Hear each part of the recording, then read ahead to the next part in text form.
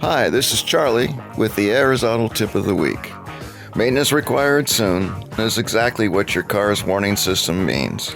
The warning systems in your vehicle know exactly when the oil needs to be changed. Spark plugs or coils should be replaced, and so on, based upon your car's mileage.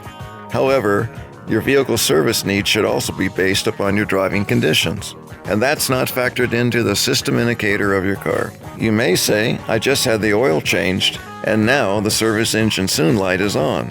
Don't panic. You may have had the service done slightly before the service engine indicator was set to notify you. The auto technician should have reset the system at the time of service, and sometimes the resets do not override regardless of the reset. Just call the shop, and they should reset the light for you. Consider joining Ayers Repairs Car Care Club. For details, visit Ayers, that's Ayers, repairs.com.